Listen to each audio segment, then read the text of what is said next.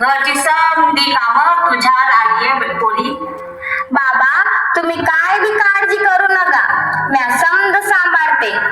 थांबा, म्या थोडा पाणी आणते तुमच्यासाठी.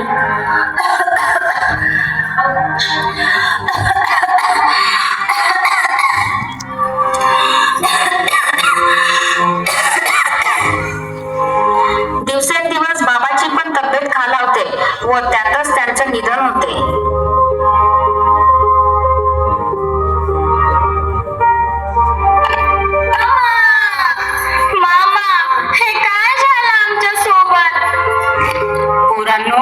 तुम्ही काय बी काळजी करू नका, तुमचा मामा हात खंबीर तुम्हाला सांभाळण्यासाठी.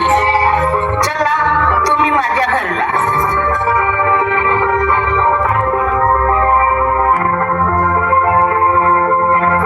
सरस्वती, अगं ए सरस्वती, बाहेर ये जरा, बघ तर कोण आलाय. अगं लेकरं आहेत होय, या या बाळांनो, या आत या. हे पण तुमचंच घर आहे होय. म्या तुमच्या आई सारखीच आहे होय. तुम्ही काळजी करू नका, मी हाय होय. चला हातपायावर पाणी घ्या, मी ठाव करते.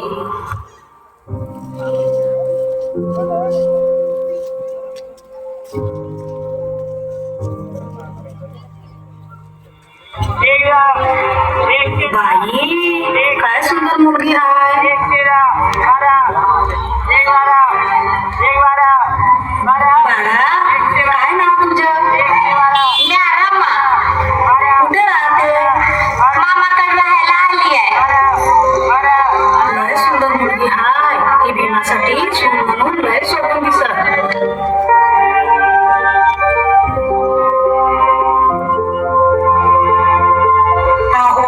अहो बाहेर ये जरा. अगं काय झालं. अहो एक आनंदाची बातमी आहे. कसली आनंदाची बातमी आहे, आम्हाला कळेल काय. अहो मी भीमासाठी सून म्हणून एक मुलगी पसंत केली आहे. लय सुंदर मुलगी हाय, मला ती मनापासून आवडली. भीमाला सून म्हणून लय सोडून दिसे. हो काय, ठीक आहे मग. काय रे भीमा, उरकवायचं काय लगन. पण बाबा इतक्या लवकर लग्न का करायचं आहे, मला अजून पुढे शिकायचं. पोरा तुला काही समजत नाही, तू बस तयार हो. ठीक आहे बाबा.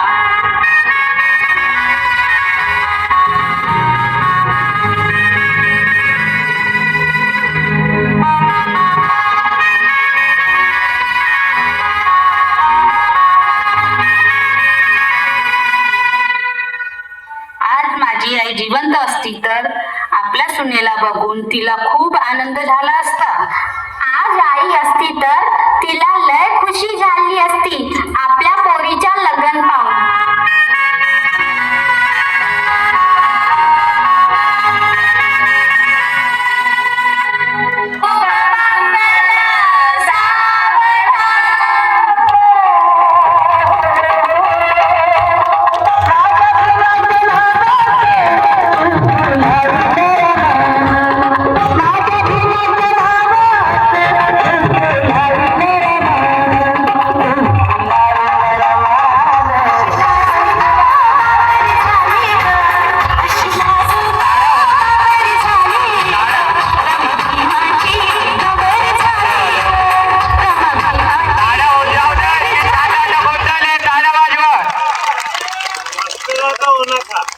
सावधान काय केली कर रे. भीमराव रमाच्या दोन्ही भावंडांना घरी घेऊन येतात. रामू, ए रामू, आले साहेब. आई आजपासून हे दोघे इथंच राहणार. काय काय बोलतोस तू हे. किती गोड मुलं आहेत ही. लेकरांनो या इथं बसा.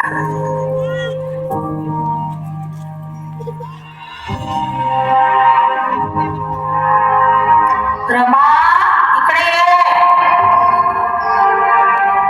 हो आली आई.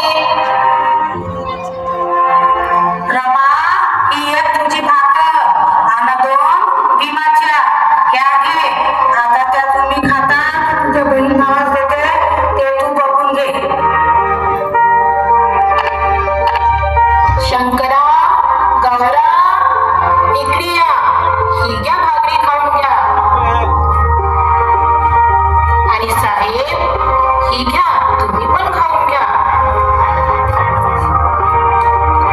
आणि तू रमा, बस इथे. बाबासाहेब भाकरीचे 2 तुकडे करतात. ही घे, अर्धी तू खा आणि अर्धी मी खातो. बरं बरं, पण तुम्ही घ्या आधी, मी नंतर खाते. तुम्ही बोलबाया नाही, आणखी भाकरी दे ना.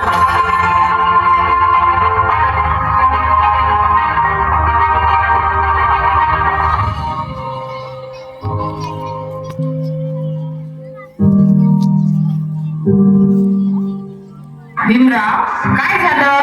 आज तुझे लक्ष पुस्तकात नाही. काही नाही गुरुजी, काहीच झालं नाही. नाही भीमराव, तुला खोटं पण बोलता येत नाही. सांग काय झालं? आज जेवण केलं नाही ना. गौरव व शंकराला घरी गेल्यामुळे आई नाराज झाली आणि तिने समजलं तू कंबीत नाहीस ना म्हणून. हा ठीक आहे, चल तर माझ्यासोबत. पण कुठे गुरुजी? तू चल तर.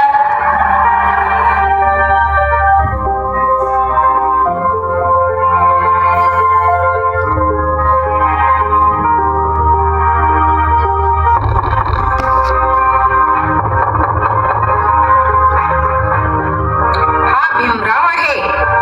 असं काय?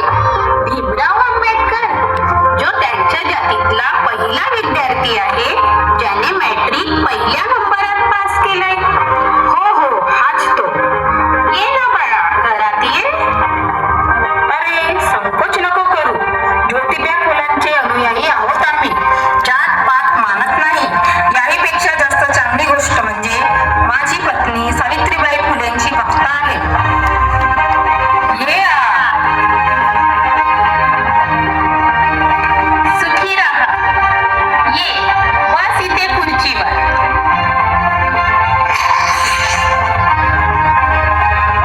तू निवांत बस, येतो आम्ही.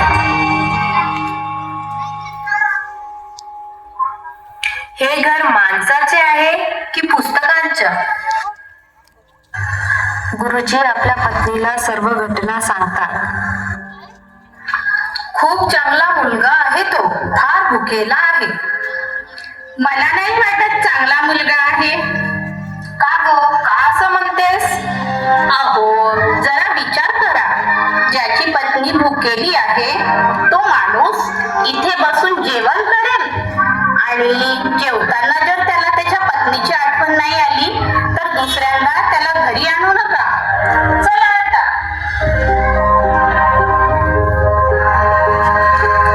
ये बेटा, बस. ये भीमा, जेवण कर. हे काय गुरुजी, जेवण? नाही गुरुजी, मी हे नाही खाऊ शकत. मी हे जेवण नाही करू शकत गुरुजी. पण का नाही जेवू शकत भीमराव? मी इथे पोटभर जेवण करणार आणि तिकडे रमा काही खाल्ली पण असणार की नाही. मी दिलेली अर्धी भाकर तिने खाल्ली की नाही मला माहित नाही. ती तिकडे उपाशी व मी इथे बसून जेवण कसं करू शकतो? तुम्ही मला हे जेवण बांधून द्या ना. मी घरी रमासोबत बसून खाणार. दिवसभर आम्ही जशी भूक वाटली तशी ही भाकरी वाटून खाऊ. बाळा, तू हे जेवण करून घे. तुझ्या पत्नीसाठी मी दुसरं जेवण बांधून देते. माझ्या एकट्याने हे जेवण पोटात जाणार नाही. बरं, ऐका, दोघांचेही जेवण एकत्र बांधून द्या. हो आणते. भीमा, तू आज आणखी एक परीक्षा पास केली आहे. परीक्षा? कोणती परीक्षा गुरुजी? परीक्षा फक्त पुस्तकांचीच होत नसते. व्यक्ती जीवनात अनेक परीक्षातून सामोर जावे लागते. आई नेहमी म्हणत होती, कर्तव्य निर्वाह करणे म्हणजे प्रेम होय. अगदी बरोबर म्हणत होती तुझी आई. नेहमी आपल्या कर्तव्याचे पालन कर आणि जसा आहेस तसाच राहा.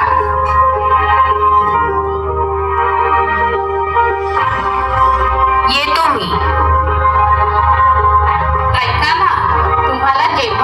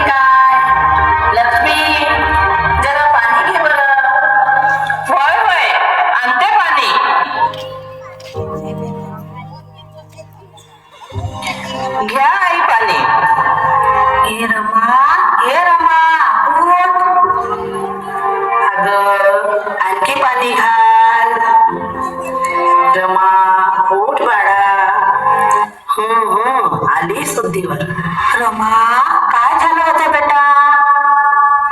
काही खाल्लं होतं की नाही, की उपाशीच होती? बघ रमा, भीमाला समजाव, शिक्षण सोडून काही काम बिम कर, ज्यामुळे घरात 2 पैसे येतील. तू आणि तुझे बहीण भाऊ पोटभर जेवा आणि व भीमा उपाशी राहणार नाही. विचार कर या गोष्टीवर.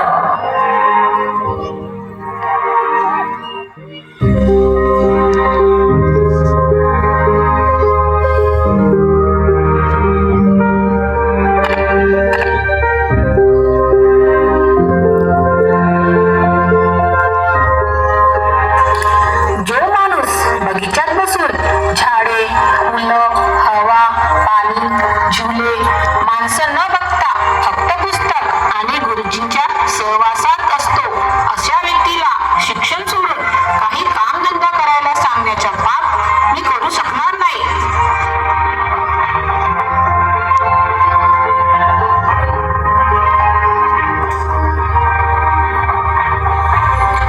आई गं, खूप भूक लागली.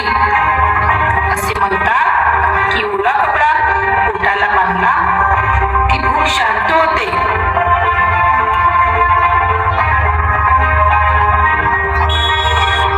थोड्या वेळ गोट्या खेळते, म्हणजे भुकेकडे ध्यान जाणार नाही.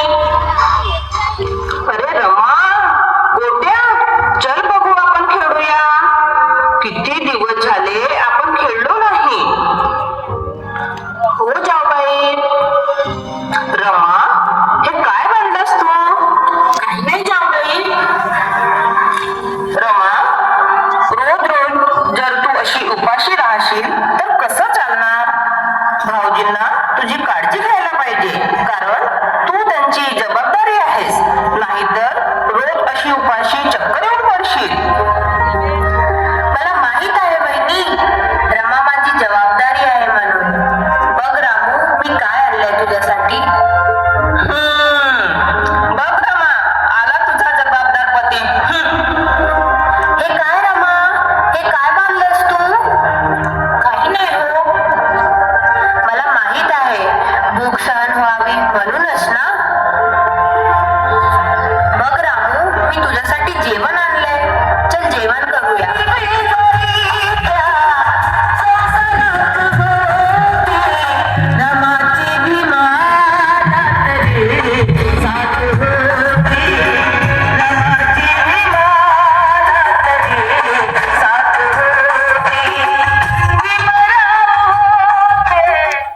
रामू, एक आठवण आली ग. कोणती सांगेल? अगं रामू, तुला माहित आहे सावित्रीबाई फुले? हो हो, त्या नावाला कोण विसरला बरं? महात्मा फुलेंचं लग्न जेव्हा सावित्रीबाईशी झालं तेव्हा त्या पण निरक्षरच होत्या. काय थोर माणसे होती ती. दोघांनी मिळून पुण्यात शैक्षणिक क्रांती घडून आणली. हो, पण तुम्हाला म्हणायचं तरी काय? मला वाटते रामू, तू शुद्ध शिकावं. हो साहेब, हे कसे शक्य आहे? का नाही रामू? आमच्या समाजाची इतर उच्चवर्णीय लोक मृत्यूजनक गुन्हा करतात. आमच्या लोकांना सार्वजनिक रस्त्यावर फिरायला प्रतिबंध करतात आणि तुम्ही दंडात्मक.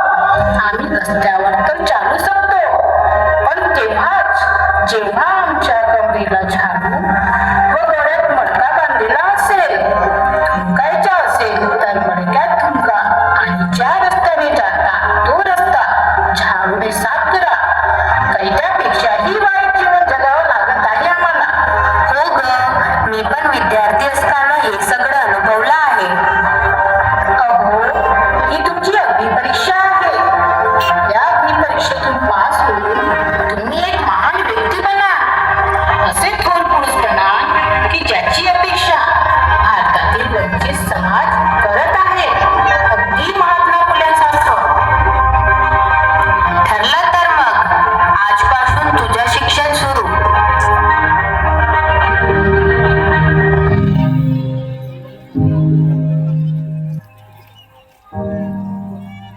अ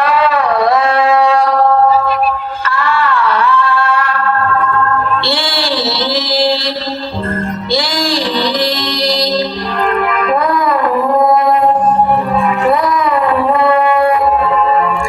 बस झाले आता. इतकंच करते, समोरचे उद्या करते. रामू, ए रामू, अगं काय करतेस? आले साहेब. रामू, मला शिक्षणासाठी अमेरिकाला जावे लागणार आहे. काय?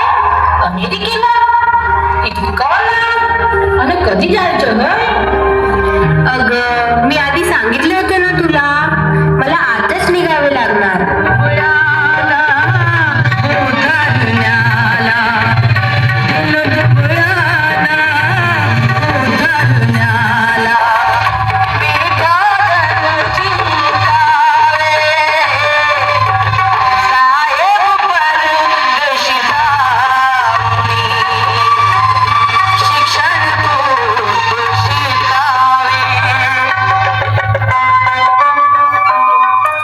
बघ रामू, आपल्या घराची व परिवाराची सगळी जबाबदारी तुझ्या खांद्यावर सोपून मी जात आहे. तू स्वतःची देखील काळजी घे बरं.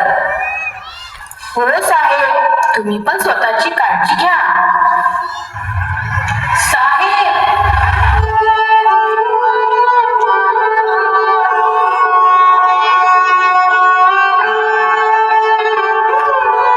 माझी साहेब होती तर मला 50 रुपये महिनाभर घर खर्चाला देत होते. त्याच्यातच मी फक्त रोजच्या 1.5 रुपया खर्च करून महिन्याचे 5 रुपये उरवित होते. आता साहेबच परदेशी गेले तर माझा परिवार कसा चालणार? मलाच कष्ट करावे लागणार, घर चालवावे लागणार.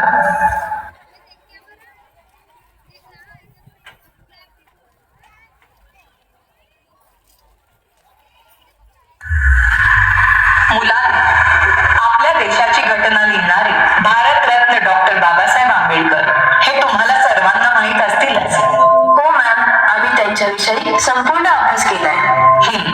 खूप छान. पण संपूर्ण आयुष्यभर त्यांच्या मागे खंबीरपणे उभ्या राहणाऱ्या त्यागमूर्ती म्हणजेच त्यांच्या पत्नी माता रमाबाई भीमराव आंबेडकर, आज मी तुम्हाला त्यांच्याबद्दल सांगणार आहे.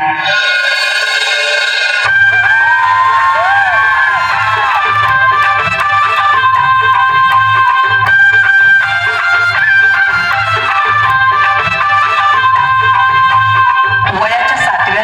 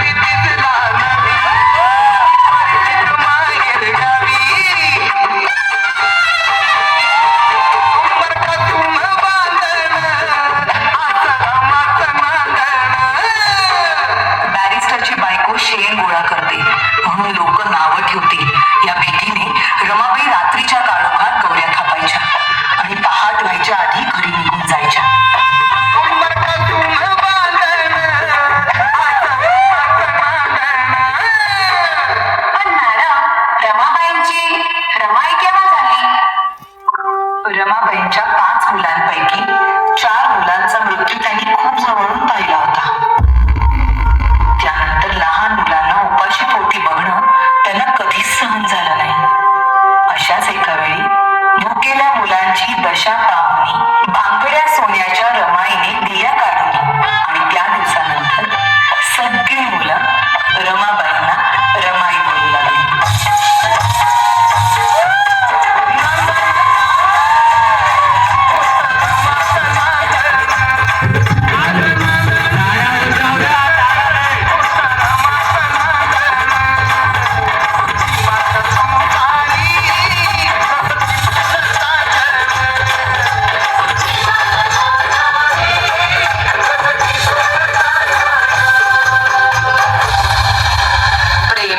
माया, त्याग अशा अनेक गुणांचा संगम म्हणजेच माता रमाबाई भीमराव आंबेडकर.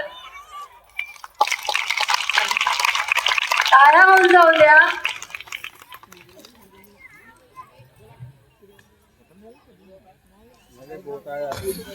गंगाधर, बाळा काय झालं तुला?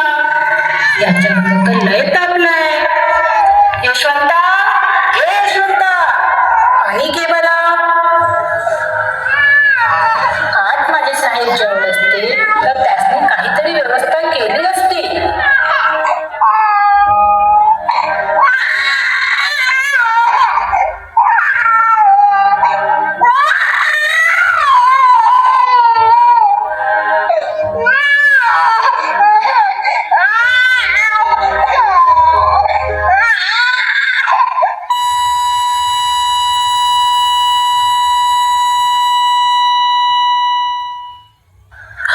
गंगाधरा, उठ रे बाळा, तू कसा गेला सोडून मला? उठ रे, गळा तरी उठ. तुझ्या विना कशी राहू रे मी? उठ रे गंगाधरा, उठ रे.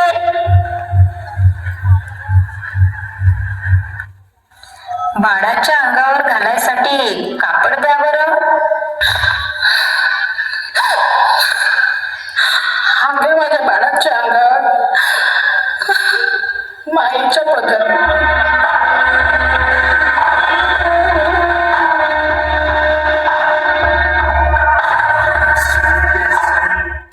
त्यानंतर बाबासाहेब परदेशात असताना रमाबाईची तब्येत दिवसेंदिवस खालावते.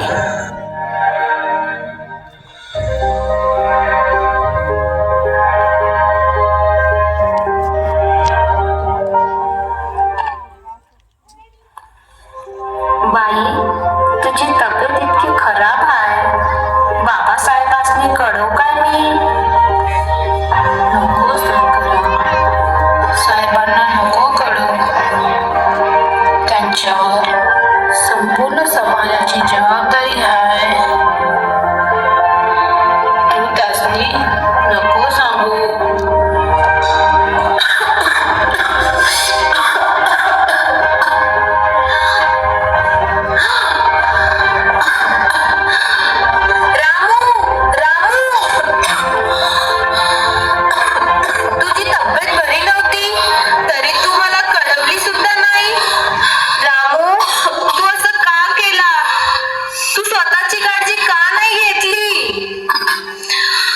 साहेब, तुम्ही आलात,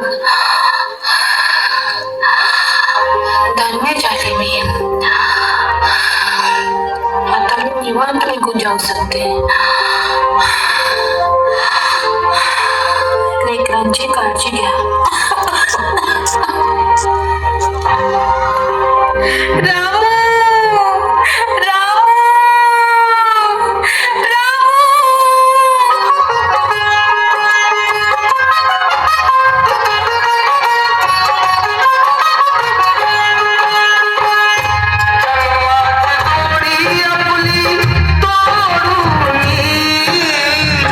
जन्मात जोडी आपली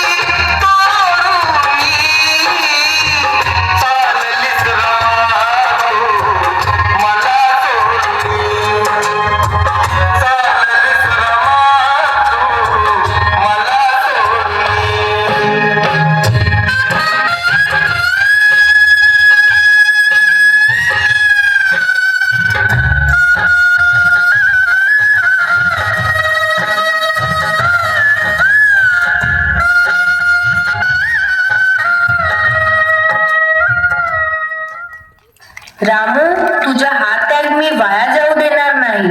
तुझ्या लेकरांना नक्कीच न्याय मिळेल. क्रांती सूर्य तू, शिल्पकार तू, भारताचा बोधिसत्व मूकनायका.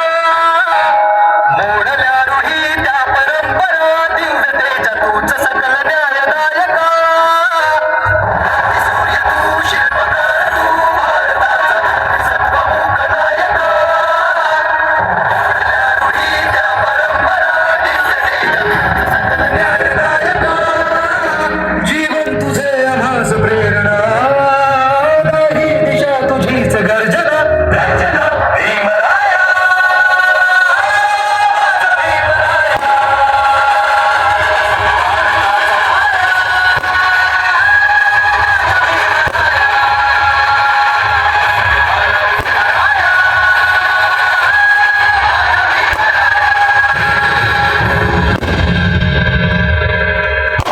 काय चाललंय भीमराव तुमच्या? कधी कशाचा सत्याग्रह करता, तर कधी कारागृह मंदिर प्रवेश करता. याच्याने तुमच्या समाजाचा काय होणार आहे याचा विचार देखील करत नाही तुम्ही. तुमच्या नंतर तुमची एक क्रांती कोण चालवेल? माझ्या क्रांतीला समोर नेण्यासाठी करोडो भीमराव जन्म घेणार. प्रत्येक काळात तुमच्यासारख्या लोकांसोबत लढण्यासाठी एक ना एक भीमराव जन्माला येईलच. कोण बनवेल भीमराव त्यांना? ना सदैव आम्ही राहणार ना तुम्ही राहणार. माझे विचार राहणार. कोणत्या ना कोणत्या माध्यमातून माझे विचार लोकांपर्यंत पोहोचत राहणार व नवीन नवीन भीमराव तयार होत राहणार. कधी विचाराच्या माध्यमातून मी पोहोचणार, तर कधी पुस्तकांच्या माध्यमातून, तर कधी लोकांच्या स्वप्नात जाऊन मी म्हणणार की उठा, जागे व्हा आणि माझ्यासारखी योद्धा बना. अरे बघता काय, माझ्यासोबत ह्या लढ्यात सामील व्हा. 100 वर्ष शेळी बनून जगण्यापेक्षा एक दिवस वाघ बनून जगा. मी हिंदू म्हणून जन्माला येणं हे माझ्या हातात नव्हता, पण मी हिंदू म्हणून मरणार नाही. मी असा धर्म निवडला आहे ज्यात स्वातंत्र्य, समानता, बंधुत्व आहे, ज्यात प्रज्ञा, शील, करुणा आहे. असा बौद्ध धर्माचा स्वीकार करतो व हिंदू धर्माचा त्याग करतो. तोच सद्धर्म आहे असे मी मानतो. ज्याचा रुबाब राजशाही, सुता बुटात रोजच राही. ज्याचा रुबाब राजशाही, सुता बुटात रोजच राही. जगात राजा वाजा, जगात राजा वाजा, भीमराव एकच राजा. जगात राजा वाजा, भीमराव एकच राजा.